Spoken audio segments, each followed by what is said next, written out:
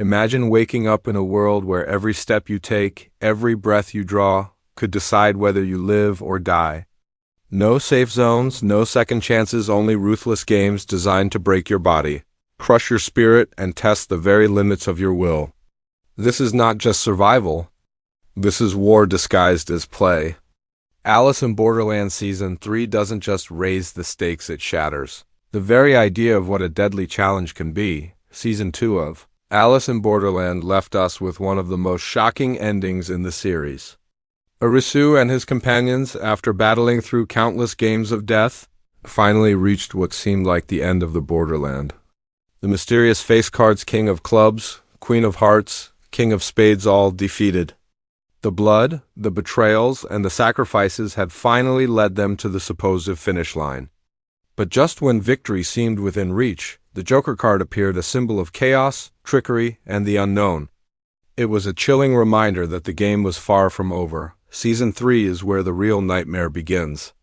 The players, still reeling from the traumas of past battles, are thrust into an environment where the rules are no longer familiar.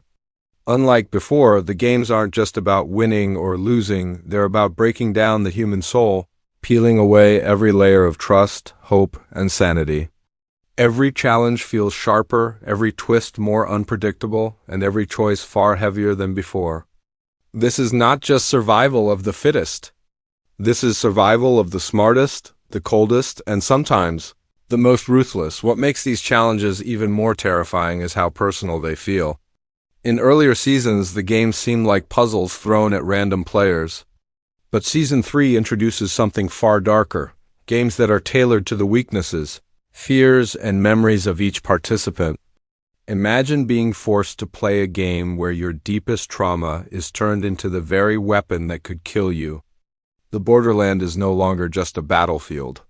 It's a mirror, forcing each character to confront the ugliest parts of themselves while fighting for their lives.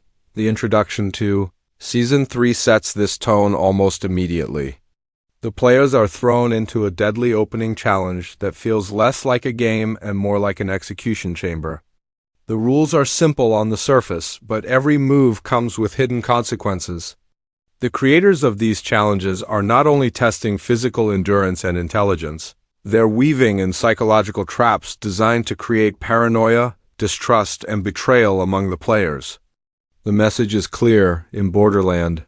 Even your closest friend can become your deadliest enemy. The shift in design is what makes the new season so haunting. It's no longer about simply outsmarting the puzzle, it's about enduring the mental war that comes with it. The faceless dealers behind the games understand one brutal truth. Sometimes, the most effective way to kill someone isn't with a bullet or a blade, it's by turning their own mind against them. And so, as Season 3 begins, we watch characters like Arisu Yosagi and others forced back into the pit of survival. They're exhausted, they're scarred, but they know one thing. Quitting is not an option. Because in the Borderland, the only alternative to playing is death. This first section sets the stage for the rest of the story we'll explore. The breakdown of every deadly challenge that defines this season, from the opening bloodbath to the final, bone-chilling climax. Each game is not just a fight for survival, it's a brutal lesson about humanity itself. The heartbeat of Alice in Borderland has always been its games. They are more than just survival trials, they are reflections of humanity at its breaking point. Season 3 takes this concept to an entirely new level. Each deadly challenge is not only designed to test strength and intelligence, but also to tear apart trust, loyalty, and the fragile bonds of friendship. Here, every game is a psychological weapon, crafted to expose the weakest cracks in the human spirit. The first challenge of Season 3 sets the tone with brutal simplicity. Picture an open arena, players standing in silence, waiting for instructions that sound harmless, almost childish. But within seconds, the game transforms into a slaughterhouse. The rules are straightforward. Move when the music plays, freeze when it stops. A deadly twist on a childhood game. But the trap is hidden. Any hesitation, any misstep, and a razor-sharp mechanism strikes with merciless precision. The beauty of this opening game lies in its deception. It lures the players into believing survival is easy. then crushes them with the realization that precision under pressure is nearly impossible. Blood stains the field, and the survivors are left shaken, realizing that the Joker's games will not only kill them, but humiliate them in the process. The second game takes a darker turn. It's not about physical agility, but about trust. Players are divided into small groups, each given a puzzle that seems unsolvable within the time limit. The key is simple: only by sharing information across groups can the puzzle be completed. But the catch? Each group believes only they have the answer. It becomes a war of paranoia: share too much and risk betrayal, or hold back and doom everyone. In this challenge, alliances collapse, friendships are questioned, and players learn the cruel lesson that in Borderland, cooperation is just another trap. The survivors realize something vital: the Joker doesn't just want bodies. The Joker wants broken minds. The third challenge raises the stakes by demanding both strength and strategy. Set in a crumbling skyscraper, players must climb floor by floor, solving riddles and avoiding collapsing traps.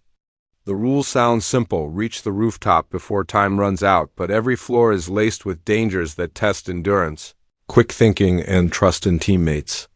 As players ascend, exhaustion eats away at their resolve. Every choice matters. Do they risk their strength to save a weaker companion, or do they abandon them to increase their own chances of survival? By the time the survivors reach the top, the skyscraper isn't just a building, it's a graveyard of their morality. The Joker's message becomes clear: survival in Borderland is never clean. It demands sacrifice, and it leaves scars that never fade. Then comes the fourth challenge, the climax of Season 3's deadly games. It is unlike anything the players have faced before. Instead of a battlefield, they are thrust into a quiet, almost dreamlike space. There are no obvious traps, no visible enemies. The challenge is brutally simple. Each player is given a mirror, and they are told to confront their reflection. At first, it seems like a cruel joke, but soon the nightmare reveals itself. The mirrors show not just the players' faces, but their darkest regrets, their most painful memories, their deepest fears. To win, they must accept the truth of who they are, no matter how horrifying. Those who resist, those who deny collapse, their minds shattered, their bodies lifeless. This final game is not about running or fighting, it is about surrender. It's a psychological crucible where the greatest enemy is not the Joker, not the Borderland, but the players themselves. The survivors who make it through do so not because they are the strongest, but because they are able to embrace their flaws, their guilt, their humanity. For Risu, for Usagi, and for others who remain standing, this game redefines what survival truly means. It's no longer about escaping death. It's about facing the mirror and accepting life, even in its darkest form. By the end of Section 2's breakdown, one truth becomes undeniable. Season 3 is not just about physical survival. The Joker's games are designed to strip away illusions, to show that the real battlefield lies within the human heart. Every challenge is a weapon, every rule a lie, and every survivor a scarred reminder that in Borderland, the games are never just games, they are executions of the soul. Every season of Alice in Borderland has carried its own message hidden behind the chaos of the games. Season 1 was about survival against impossible odds. Season 2 explored trust, betrayal, and the sacrifices people make for freedom. But Season 3, with the arrival of the Joker card, shifts into something far darker. The challenges are no longer just trials of strength or cleverness, they are mirrors, reflecting what it means to be human in its most fragile form. Each game carries symbolism, and together, they form a brutal philosophy about life, death, and identity. The opening challenge, that twisted version of "move when the music plays," represents the illusion of simplicity. On the surface, the rules are clear, yet beneath that clarity hides pure chaos. The game mocks how society often conditions us to follow rules without question, only to punish us when we falter. It's a metaphor for control, the way unseen powers manipulate people into obedience, then cut them down when they hesitate. The music stopping isn't just a signal. It's a reminder that freedom can be taken in an instant. The second game, built on mistrust, embodies the theme of deception. By forcing players into groups and disguising cooperation as a trap, the game shows how fragile human trust truly is. It's not about the puzzle itself. It's about watching alliances crumble, friends turn suspicious, and fear of betrayal becomes stronger than the puzzle they're meant to solve. Symbolically, it echoes how real-life systems pit people against each other, turning survival into competition and community into chaos. In the Borderland, the Joker doesn't just test intelligence. It exploits human nature. Using paranoia as the sharpest weapon, the skyscraper challenge brings in another layer of meaning, ambition, and morality. Climbing higher and higher, floor by floor, is an obvious metaphor for life itself. We all climb toward goals, status, wealth, success, but every step comes at a cost. In Borderland, that cost is life itself. Do you drag someone weaker with you, slowing yourself down, or do you cut them loose to climb faster? This challenge forces players to confront a harsh truth. Survival often demands sacrifice. The collapsing floors beneath their feet are not just physical dangers, they are symbols of the collapsing morals that once held them together. The higher they climb, the further they fall from their old humanity, but it is the final mirror challenge that reveals the deepest symbolism of all. Each player, standing alone with their reflection, is forced to face themselves. This is not a battle of fists or logic, but a battle of acceptance. The mirror doesn't just show who they are, it shows who they've been trying to hide. For Risu, it may show the guilt of his past failures. For Usagi, it may show her loneliness and grief. For others, it may reveal selfishness, cowardice, or the blood they've spilled. The game demands surrender, not to the Joker, but to the truth within themselves. Those who cannot accept their own reflection are destroyed. This final challenge is the clearest message Season 3 delivers. The Borderland is not just a physical place, it is a metaphorical space where life and death meet the soul.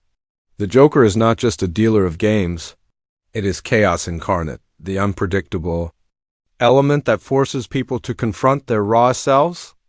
The symbolism here is undeniable. In life, the hardest battles are not against others, but against the shadows we carry inside us. Another striking theme in Season 3 is the fragility of identity. Every game strips away another piece of who the players once were. They are no longer students, workers, lovers, or friends. They are pawns in a system designed to erase individuality. And yet, through the struggles, the survivors cling to small fragments of humanity, a memory, a bond, a promise. This balance between losing oneself and holding on becomes a central theme. In many ways, the games themselves are not about winning, they're about proving that identity can survive even in the face of annihilation. Finally, the Joker card itself is pure symbolism. In a deck of cards, the Joker is wild, unpredictable, dangerous, capable of disrupting the natural order. In Borderland, it represents chaos without rules, the idea that life itself is unfair and uncontrollable. Where the numbered games and face cards had patterns, logic, and structure, the Joker brings disorder. It reflects the most terrifying truth of all. No matter how strong, smart, or lucky you are, survival can come down to chance. And chance, like the Joker, plays by no one's rules. In the end, the themes and symbols of Season 3 paint a chilling picture. The Borderland is not just about life and death, it's about confronting the essence of humanity. Obedience, betrayal, ambition, acceptance, identity, and chaos all collide in these games. And through them, the series delivers one haunting message: the deadliest battles are not against others, but against the truths we try to run from.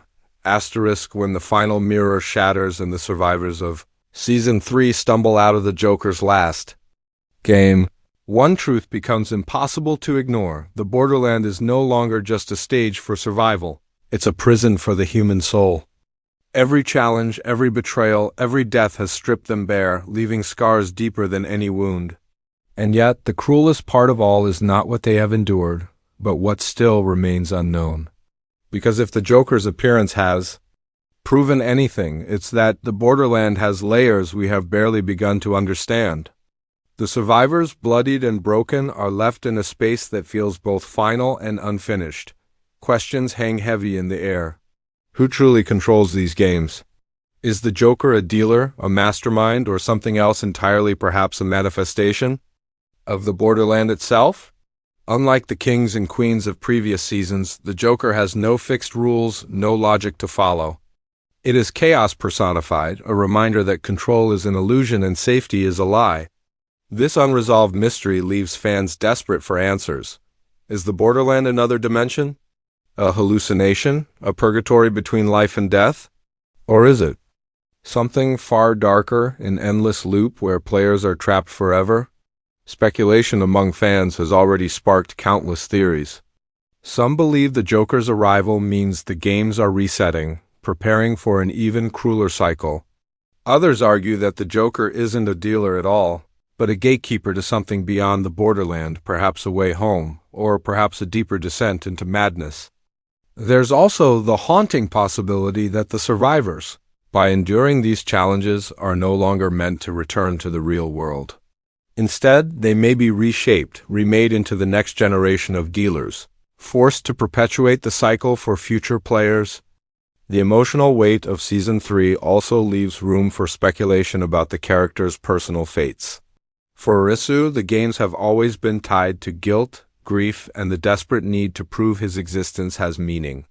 Has he finally conquered his demons in the mirror challenge, or has the Joker only planted new ones? For Usagi, survival has always been about clinging to hope. Will she be able to keep that light burning after seeing so much despair? And for the others who remain alive, one chilling question lingers. Are they truly survivors? Or are they simply the next pawns being positioned for the Joker's amusement? The genius of Alice in Borderland lies in how it blurs the line between victory and defeat. Winning a game doesn't always mean escaping. Sometimes it just means being strong enough to play again tomorrow. The Joker's introduction cements this philosophy. No matter how much the players fight, no matter how much blood they spill, the Borderland has no end, only new beginnings disguised as rewards. The games may change, the rules may twist, but the torment never fades. In this sense, Season 3 is not just a continuation. It is a revelation that survival itself might be the ultimate trap, and that's what makes the speculation so electrifying. What if the Joker is not a villain, but a test? What if the Borderland is watching, waiting for someone who can survive not just the games, but the meaning behind them? Perhaps the real challenge is not about escaping at all, but about evolving, transforming into someone who can break the cycle from within. Or perhaps the cruelest twist is that there is no escape, and that every player who ever set foot in Borderland has always been destined to remain there, shuffling endlessly like cards in a dealer's hand. As fans were left dangling on the edge of this mystery, our minds filled with theories but no closure. And maybe that's the point. Just like the players trapped inside, we are caught in the Joker's game, searching for meaning in chaos, desperate for answers that may never come. It's a narrative trick as cruel as it is brilliant. The Borderland doesn't just consume its characters, it consumes us too. So as Season 3 ends, we are left with one final, haunting thought. If the Joker is chaos, then what comes next? Will the survivors escape? Will they return to the real world? Or will they discover that the real game has only just begun?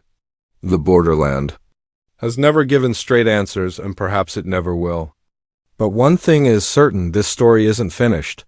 The Joker's card is still on the table, and it's waiting to be played. And that is why fans across the world can't stop speculating. Because in Alice in Borderland, survival is never the ending. It's only the beginning of a much deadlier game.